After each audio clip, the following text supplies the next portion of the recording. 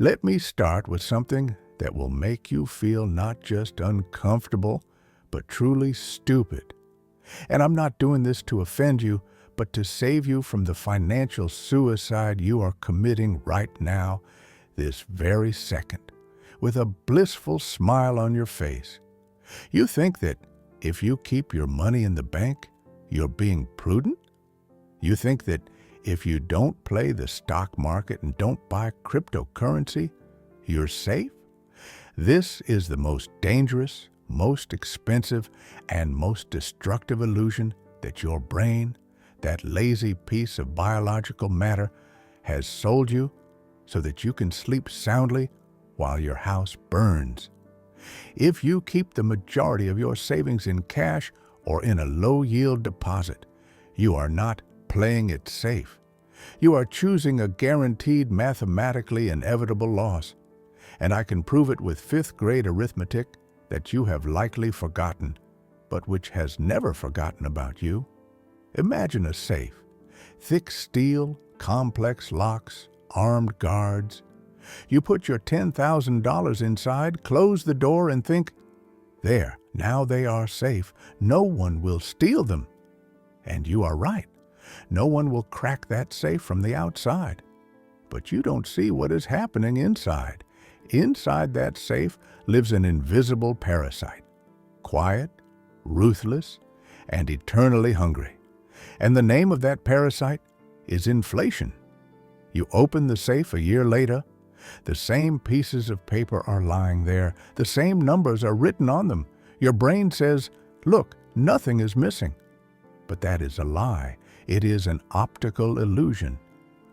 While those papers lay in the dark, the parasite ate part of their soul. It ate what that money can do in the real world. You think money is numbers? No. Money is canned energy. It is your frozen time. It is your labor that you have set aside for later. And when you hold it in cash, you violate a fundamental law of physics that economists forget to mention, the law of entropy. In physics, everything tends from order to chaos. Energy dissipates. The purchasing power of cash has entropy. It rots naturally. If you do not apply effort to preserve it, it disappears. You are holding an ice cube in your hands. It is solid, it is cold, it seems eternal. But while we are talking, while you are watching this, drops of water are running down your fingers. The cube is getting smaller. You don't feel it because the process is slow. But in 10 years, you will open your palm and see only a wet spot. You will say, but Charlie, prices go up? That's normal? No, it is not normal. It is a robbery. If a burglar broke into your house and carried out 5% of your furniture, you would call the police. You would scream. You would demand justice. But when inflation takes 5% of the value of all your assets, you shrug your shoulders and say, well, such is life. You suffer from Stockholm Syndrome regarding a system that is robbing you. You thank the bank for giving you 0.5% per annum, while real inflation is 5%, 7%, or maybe even 10% if you count honestly, and not how the government counts. Do you understand what this means? It means you are paying the bank to make you poorer. This is negative yield. You work, you sweat, you spend your life earning this money, and then you put it in a place where it goes to die. But the drama goes even deeper when you realize why you are doing this. You are doing it out of fear. You are afraid of volatility. You look at the stock market, see it jumping up and down, and you get scared. I could lose 20%, you think. And to avoid the probability of losing 20% temporarily, you choose the guarantee of losing 50% forever. Do you hear me? This is not a risk. This is a certainty. In 10 to 15 years, inflation will have your purchasing power. You are guaranteed to become twice as poor. This is the price of your peace of mind. You are buying a feeling of safety, at the cost of your actual safety. It is a deal that only an idiot would make, yet millions of smart people, doctors, lawyers, engineers, make it every single day. Why? Because our brain evolved not to understand compound interest or macroeconomics. It evolved to avoid pain here and now. Losing money in the market hurts. Seeing red numbers in an app hurts. But inflation, it is painless. It is like carbon monoxide. You don't see it, you don't smell it, you just fall asleep and never wake up. You go to the store a year later and see that milk has become more expensive. You get angry at the store, you get angry at the farmer, you get angry at the president. But you never get angry at yourself for keeping your money in pieces of paper that the government can print in any quantity at the push of a button. You think that cash is king? In periods of crisis for a short time, yes. But over the long haul, cash is trash. It is a hot potato that needs to be tossed to someone else as soon as possible, exchanging it for real assets. Warren and I built Berkshire Hathaway not because we sat on bags of money like Scrooge McDuck. We hate cash. Cash is an asset that produces nothing, creates nothing, and constantly loses weight. We hold exactly as much as is needed for operations, and we send everything else to work immediately.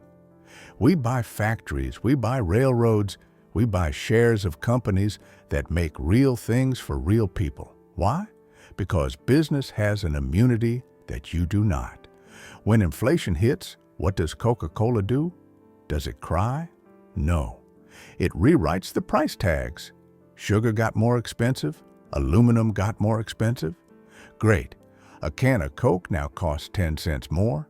The consumer will grumble, but they will pay. The company's profit grows along with inflation. The company's stock grows along with inflation. The business owner is protected. But the owner of cash, he is defenseless. He pays this new price with old money that has lost its strength. Do you understand the difference? One is sailing in a boat that rises with the water level. The other is standing on the shore, tied to a pole, and the water is covering him over his head. You are currently on the shore. You are tied to your savings account, and the water is rising. You can close your eyes, you can plug your ears, you can say that I am a senile old man who wants to scare you. But the water won't stop rising just because you ignore it. Math doesn't give a damn about your feelings. Entropy doesn't give a damn about your hopes. The only way to save yourself is to cut the rope and get in the boat. But are you ready to admit that everything you knew about savings was a lie? Are you ready to see that your safety cushion is actually stuffed with rocks, dragging you to the bottom? Because the next step will require courage that most people simply do not have. The courage to exchange the comfortable illusion of stability for the uncomfortable, volatile, but solely real truth of asset ownership. Are you ready to learn how to turn melting ice into a perpetual motion machine? I hear your internal dialogue right now. It sounds loud, it sounds indignant, and it sounds completely irrational. You are saying to me, Charlie, you're exaggerating. I log into my banking app and I see the same $10,000 I put there a year ago. Not a cent is missing. The bank even paid me $50 in interest, so I'm up. I haven't lost anything. You look at these numbers and they soothe you. They act on you like a sleeping pill. But let me slap you with reality to wake you up. You are suffering from the most common and expensive mental illness in the world of finance, called the money illusion. You are looking at the nominal value, at the painted numbers, but you should be looking at reality. And the reality is that you are celebrating victory, looking at your car's speedometer, showing 100 kilometers h. While you have run out of gas, the wheels have fallen off, and you are standing on the side of the road. The number on the account is a hallucination. It is just an entry in a database that means absolutely nothing without a link to what it can be exchanged for. And while you rejoice that the number hasn't changed, the world around you has changed. Prices for bread, gas, medicine, and housing have moved forward, leaving your money in the past. You think you preserved capital? No, you preserved paper, but lost the power that paper provided. I didn't learn this in economics class where they teach nonsense about efficient markets. I learned this by studying physics, because the laws of money obey the laws of the universe, not the laws of the Fed.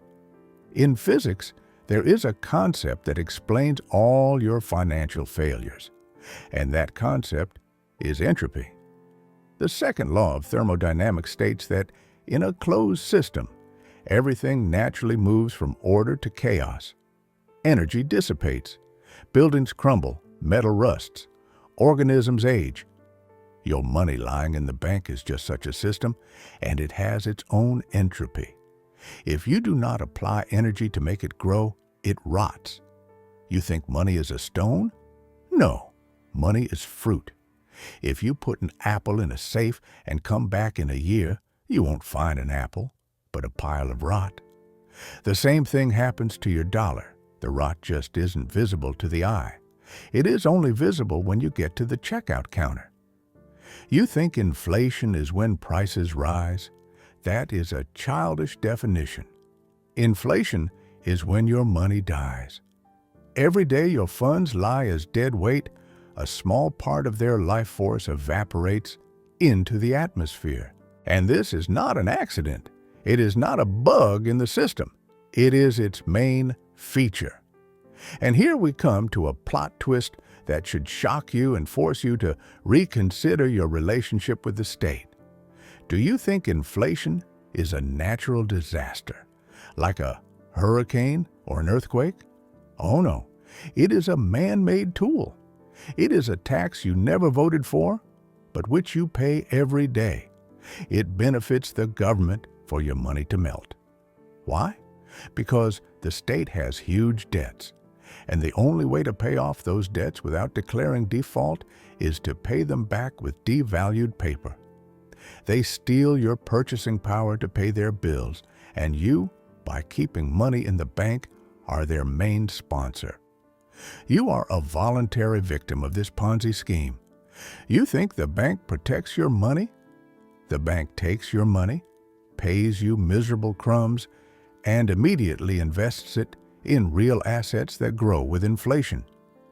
The bank knows the rules of the game. The bank shorts the currency using your savings, and you sit in a long position on an asset that has guaranteed been falling in price for the last 100 years. But why do you do this? Why do millions of smart people, PhDs, engineers, behave like idiots when it comes to cash? The answer lies in your psychology, in what I call loss aversion bias. Your brain is wired so that the pain of losing $10 is felt twice as intensely as the joy of finding $10. You look at the stock market and you see volatility. Today, plus 20%, tomorrow, minus 15%. These red numbers scare you to death. Your brain screams, "Danger, I'm losing money." And to avoid this visible pain, you run into the arms of an invisible killer. You choose cash because it doesn't jump. It is stable, stably going down. You trade the risk of a temporary drawdown for the guarantee of permanent impoverishment. This is not rationality. This is madness dictated by fear. You are like a person who is afraid to fly on a plane because it seems dangerous, and therefore decides to walk across a minefield because the ground under their feet feels solid. You feel the firmness of the soil, but you don't know the map of the minefields, And the name of this mine is negative real yield. Have you ever heard this term? It is what happens when inflation is 5% and your deposit pays 1%. You get minus 4%. That is a mathematical fact. If the bank sent you a statement that said, "Congratulations, this year you became 4% poorer thanks to our cooperation," you would take the money and run. But the bank doesn't write that. It writes, "You earned 1%," and you are happy. You rejoice at candy wrappers while your candy is being stolen. But the drama goes even deeper because you think you have time. You think, well, I'll keep the money in the bank for another year until the market calms down, and then I'll start investing. And that is the biggest lie you tell yourself in the mirror. You are trying to outsmart time, but time works against you with terrifying speed. Have you heard of the rule of 72? Divide 72 by the inflation rate, and you will find out in how many years your money will lose half its value. With real inflation at 7 to 8%, and that is exactly what it is for those who buy food, housing, and medicine, not yachts, your savings will turn into a pumpkin in less than 10 years. Imagine that you worked 10 years to save this amount. If you leave it in cash, in a decade, it will turn out that for 5 of those 10 years, you worked for free. You just took 5 years of your life, your labor, your nerves, crumpled them up, and threw them into the furnace of inflation to warm the economy. You aren't just losing money. You are losing the time of your life that cannot be returned. This is not a financial mistake. It is an existential tragedy. You are working as a slave for a system that pays you in melting ice cubes. And now, as you begin to understand the scale of the catastrophe, as you see that your safe haven is actually a gas chamber for capital, the question arises, but Charlie, if cash is trash, then what isn't trash? Where can I hide? And here I must disappoint you. There is nowhere to hide. In the modern world, there is no place where you can simply put money and forget about it, hoping for a miracle. The era of the rentier living on interest from deposits is over.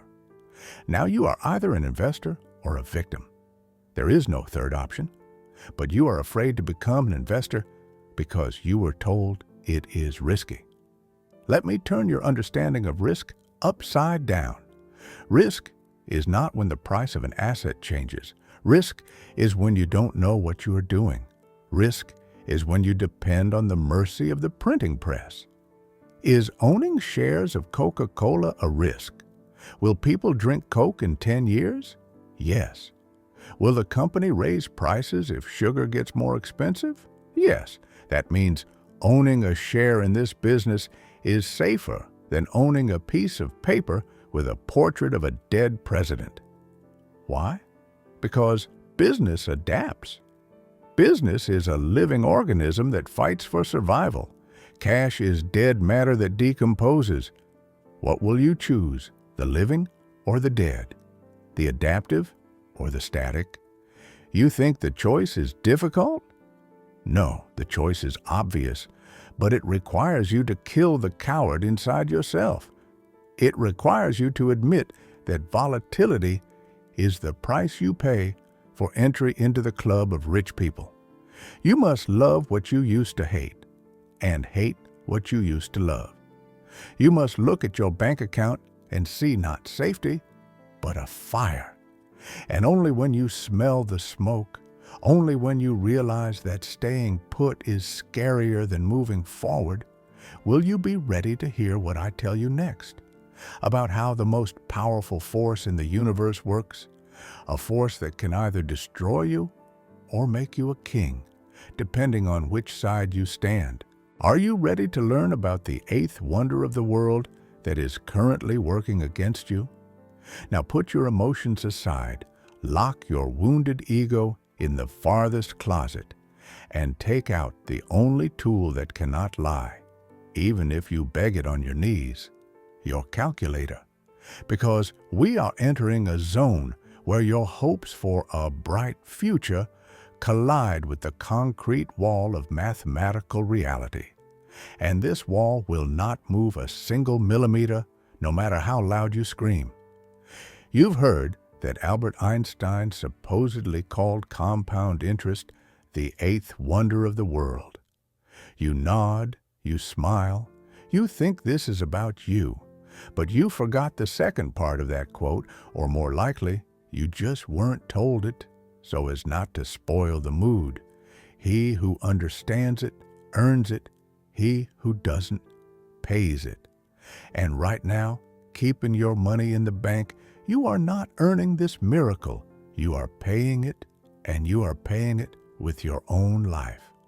Let's look at the numbers that should make any rational person's hair stand on end. Imagine that inflation is a modest, official 4 or 5% a year, although anyone who goes to the store knows the real figure is closer to 10. But let's be optimists and believe the government. You have $100,000. You put them in a safe account. A year passes. You have the same $100,000, plus pitiful pennies of interest, but you can only buy what cost $95,000 a year ago. You lost $5,000. You don't see this loss in the app, but you feel it in the store. Now turn on the magic of compound interest, but direct it against yourself. In 5 years, your $100,000 turns into $77,000 of real purchasing power. In 10 years, into $60,000. In 15 years, into $46,000. Do you understand what just happened? You didn't spend a cent. You didn't make a single bad bet. You didn't buy a single stupid thing. You just sat and saved. And in 15 years, you lost more than half of everything you had. You worked 15 years to accumulate this capital, and the system devoured 8 years of your labor while you slept. This is not saving. This is slow, agonizing financial bleeding that you refuse to notice because it doesn't hurt in the moment. It is like cancer that doesn't hurt until it is too late. You are observing reverse compound interest in action. The force that was supposed to make you rich is making you a pauper, and it is doing so with geometric progression. But you will say, Charlie, but stocks can fall 50% in 1 year. That's dangerous. And here I am going to turn your understanding of the word risk upside down using the Santa Barbara effect. You think volatility is risk? You are an idiot. Volatility is the admission fee. Yes, the market can fall 50% temporarily. Temporarily. History shows that quality assets always recover and go higher because the economy grows, productivity grows, population grows. But when your cash loses 50% of its purchasing power due to inflation, it never recovers. Do you hear me? Never. No one will give you back the prices of the year 2000. That is a loss forever. You are choosing between the probability of temporary pain in the market and the guarantee of permanent death in cash.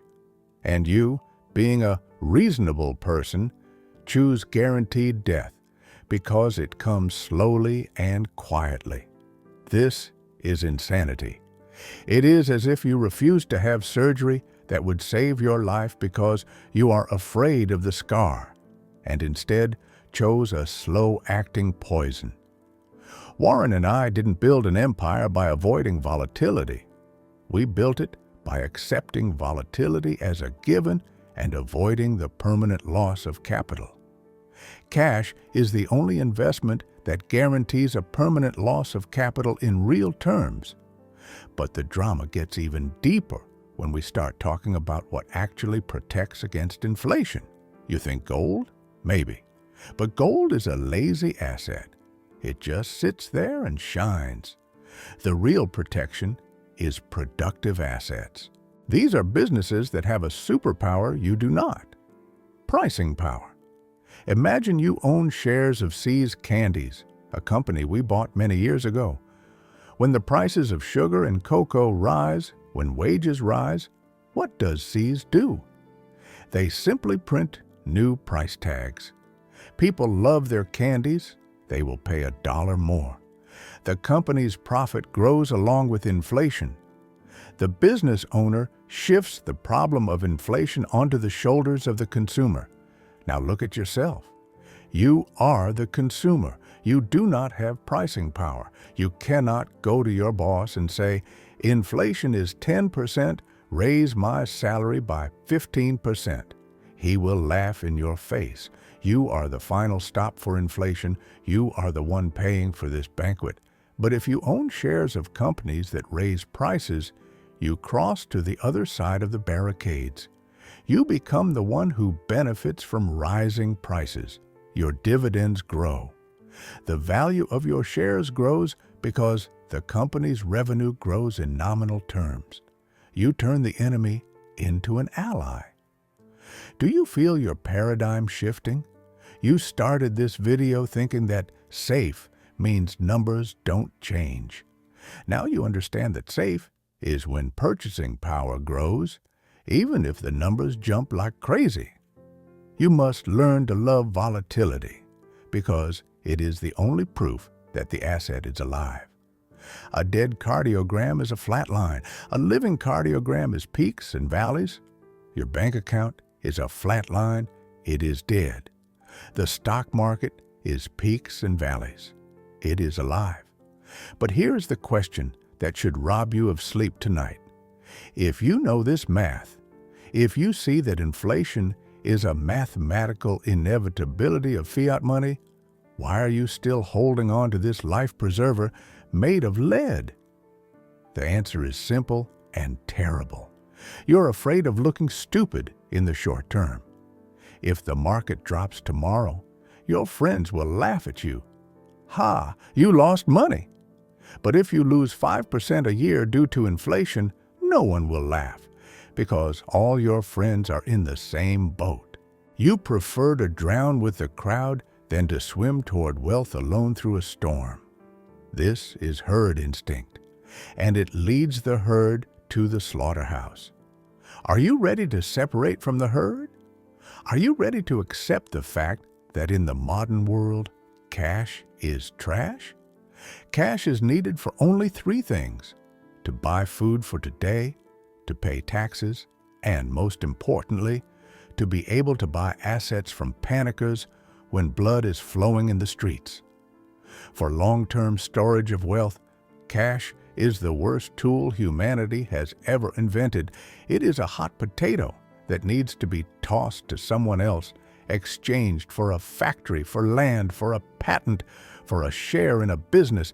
And now that you stand before this truth, you have a choice. You can close your eyes, forget everything I said, and return to your cozy world of illusions where $100 always equals $100. Or you can take a step into the unknown, a step that is frightening, but which is the only path to salvation. Are you ready to learn exactly how, step by step, to transfer your dying papers into immortal assets without risking losing your pants in a casino of speculation? Because there is a way to do this sensibly, boringly, and effectively. A way that Warren and I have used for decades and which is available to anyone brave enough to admit that their strategy of safety was a strategy of suicide. So, how do we get out of this burning room, whose doors are locked by inflation, and save what is left of our savings before the fire consumes everything down to the last cent? You are probably expecting me to give you a complicated recipe, to tell you to buy some exotic derivative or invest in a startup that promises to change the world, because you are used to thinking that complex problems require complex solutions. But if you think that, you are making the classic mistake that distinguishes the amateur from the professional. Complexity is the enemy of execution. Complexity is a smokescreen behind which scammers and incompetents hide. To solve the problem of capital survival, we don't need to be geniuses. We just need to be not stupid. And for this, we use the most powerful tool in my arsenal, a tool that saved me from billions in losses, the principle of inversion. Instead of asking, "What should I buy to get rich?" ask, "What must I do to guarantee I don't become poor?" Look at the problem from the end. What guarantees making you poor? Holding cash. What guarantees making you poor? Buying assets that produce nothing and only require maintenance costs. What guarantees making you poor? Trying to outplay the market by jumping in and out. If you eliminate these three paths, you're left with only one narrow but solid path that all great fortunes in history have walked. The path of owning productive assets. You must stop identifying yourself as a saver. A saver is the role of the victim in a play called inflation. You must kill the saver in yourself and give birth to the owner. What is the difference? A saver hopes someone else will preserve the value of his money. An owner takes responsibility and exchanges his money for something that has intrinsic value, for something that breathes, grows, and adapts. I am talking about business. I am talking about shares in companies that produce real goods and services. You think the stock market is a casino? You think buying stocks is gambling? Let me turn your world upside down using the Santa Barbara effect, which will make you question your sanity. Actually, keeping money in the bank is the gamble, and it's a game where the rules change every day against you. When you hold $1, you are betting that politicians will stop printing money, that the economy will stop growing, that the world will freeze. That is an idiot's bet. But buying a share in a good business is not a game. It is a partnership with reality. Imagine you own a farm, a good, fertile farm. Every year, this farm brings you a harvest of corn. There are dry years, there are rainy years. The price of corn jumps up and down. But you don't run to sell the farm every time the price of corn drops. You don't look at land quotes every hour. Why? Because, people need to eat. A farm is a productive asset. It creates value from sun, water, and labor. Money in the bank creates nothing. It lies there and rots. Stocks are not lottery tickets. They are documents of title to such farms. Only instead of corn, they produce iPhones, soda, software, or rail transport. And here's where that superpower I spoke of earlier comes into play. Pricing power. This is your shield against inflation. When the government prints trillions of dollars and prices for everything skyrocket, what happens to your farm? The price of corn rises. You, as the owner, get more of these devalued papers for the exact same product. Inflation, which kills the saver, enriches the owner of a productive asset in nominal terms, preserving his real wealth. Do you understand this alchemy? You turn poison into medicine simply by changing your position from creditor. When you keep money in the bank, you are lending to the bank, to owner. But you will say, "Charlie, but I don't know which farm to buy. I don't know how to pick stocks." And that is a correct fear, a healthy fear, because most people really don't know how to pick individual stocks. They pick what is fashionable, not what is profitable. But the answer to this fear again lies in the plane of inversion. If you don't know how to find a needle in a haystack, buy the whole haystack. Buy an index fund. Become an owner of the entire economy at once. Become an owner of the 500 best farms in America.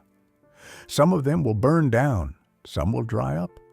But in aggregate, They will produce more and more value because humanity is not going to stop in its development. You think this is too simple? You are looking for a catch? There is a catch, and it is inside your skull. The catch is that owning assets requires a stomach, not a brain. You must be ready to see the price of your farm fall by 50% temporarily and not panic. You must understand the difference between price and value. Price is what a crazy neighbor screams at you over the fence, the market, offering to buy your farm today. Value is how much harvest the farm will bring over the next 30 years. If you focus on price, you are a speculator and the market will destroy you. If you focus on value, you are an investor and the market will make you rich. Do you feel how your perception of risk is changing? Before, you thought risk was when the chart goes down. Now you understand that risk is when you are sitting in a burning house with a bag of cash hoping the fire won't touch you. Market volatility is not risk. It is the tax on entry into the club of owners. You pay this tax with your nerves. If you are not ready to pay with nerves, you will pay with your poverty. It is a fair deal. The market offers no free lunches. But there is one more asset everyone forgets, an asset that is a better protection against inflation than gold, than stocks, than real estate, and that asset is you yourself, your ability to earn money, your qualifications, your skills. In a world of hyperinflation, like in Weimar Germany, money turned into trash in hours, but a good surgeon still lived well. Why? Because his skill was scarce, and he could exchange it for real goods, for food, for coal, for gold. The best investment you can make right now is to become the best at what you do. Become indispensable. If you are the best brain surgeon in town, you don't care about the exchange rate of the dollar. You will always get your share of purchasing power. Do you see the pattern? It all comes down to productivity. Money is just the shadow of productivity. If you chase the shadow, accumulate cash, you will lose it when the sun goes down. If you own the source of the shadow, a business or your own mastery, you will always cast a new shadow.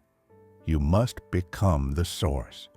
You must move from the state of a passive observer hoping for the mercy of the state to the state of an active participant who owns the means of production. But are you ready for this transition? Are you ready to accept the fact that no one is coming to save you, that your pension is your problem, that your protection against inflation is your responsibility? Most people are not ready. They prefer sweet lies to the bitter truth. They prefer to believe that everything will work out. But you watched until this moment, which means you have a chance to stop being fodder for inflation and become a predator that uses inflation as wind in your sails.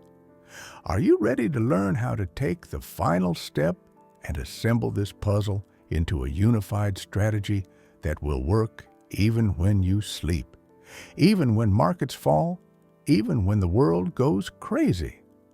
Because what I will say at the end is not just financial advice. It is a philosophy of life that will allow you to die a rich old man, not a poor one full of regrets. Ultimately, it all comes down to one simple, binary choice that you must make right now, while the screen of your device is still glowing. And this choice is not between Apple stock and Coca-Cola stock, nor even between real estate and gold. It is a choice between two fundamental philosophies of existence in the material world, and which pill you swallow today determines how you will die, in comfort and dignity or in fear and dependence. You can continue doing what you have always done. You can continue hugging your melting ice cube, feeling its pleasant weight and deceptive coolness. You can continue looking at the unchanging numbers in your banking app and whispering the mantra, "I am safe," to yourself, while water flows over your feet and inflation devours the foundation of your house.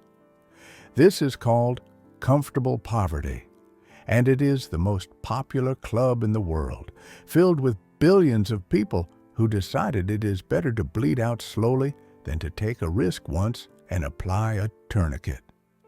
But there is another door, a door labeled Danger High Voltage, a door behind which the winds of volatility rage, where prices jump, where markets crash, where panickers scream about the end of the world every Tuesday. But it is precisely behind that door that the only place on earth where your money can survive is found. You must accept the fact that I have been repeating for 80 years, but which still shocks people accustomed to sweet lies. In the modern world, in a world of fiat currencies and printing presses working to exhaustion, cash is trash. It is not a store of value. It is a medium of exchange. It is a hot potato that must be tossed to someone else as soon as possible, exchanged for something that cannot be printed, for something that has weight, form, and the ability to generate cash flow. Cash is needed for only three things: buying bread today, paying taxes to avoid jail, and most importantly, having the ability to buy assets from idiots when blood is flowing in the streets. For everything else, it is useless, it is toxic, it is radioactive. You think this is radical? You think I am an extremist? Let me turn your perception of normality upside down. Do you consider it normal to work for 40 years to accumulate capital that will lose half its value over the next 10 years? You call that prudence? I call it insanity. I call it financial masochism. One feels safe, cash. The other is safe, assets. These are not the same thing. They are opposites. And your intuition, your caveman brain that fears loud noises and sudden movements, is deceiving you, forcing you to run into a burning house because it is still warm in there. I know what I chose. Warren and I chose it every day for 80 years. We chose to own railroads that move freight. We chose to own insurance companies that collect premiums. We chose to own candy manufacturers that people will eat even during a war. And the math did not fail us because math is always on the side of those who own the means of production, not the means of exchange.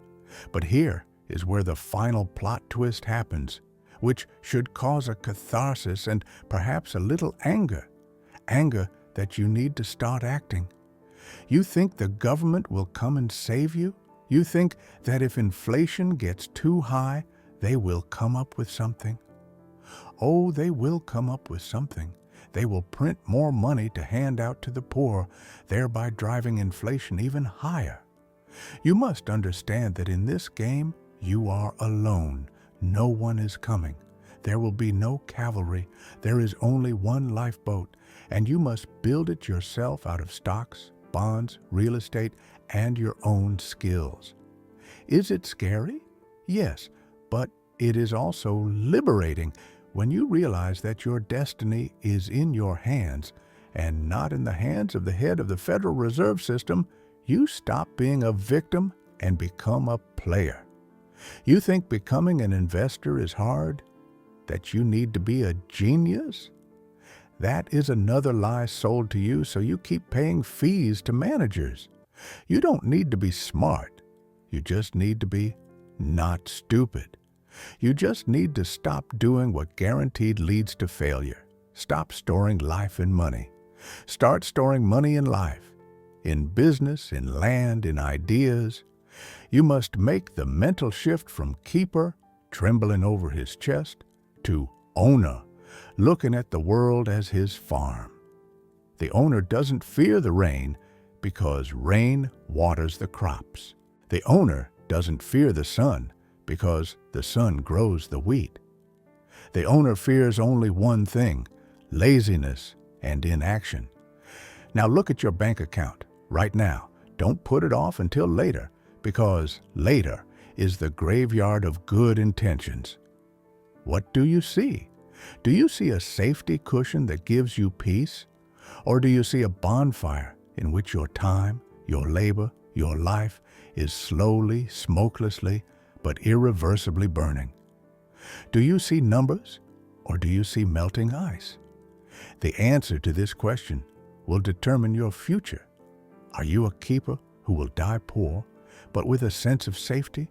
Or are you an owner who will die rich, having accepted the risks of reality? This is not a rhetorical question. It is a question of self-identification, and I want you to answer it publicly, because a word spoken aloud has the power of a contract. Write just one word in the comments that will become your motto for the rest of your life. Write, "I am an owner," if you are ready to accept responsibility, if you are ready to convert your labor into capital, if you are ready to endure the storm to swim to Treasure Island. Or write, "I am a keeper," if you choose to stay on the sinking ship, playing musical chairs with inflation. Let's see how many of us are ready to look truth in the eye, rather than hide from it under a blanket of illusions. Act before the ice melts completely, and while you still have something to save. Because the scariest thing about inflation isn't that it makes you poor, but that it makes you a slave to circumstances, depriving you of the ability to choose. Become an owner and take back the right to choose your destiny. The lesson is over. Now the exam begins, and life will be the one grading it.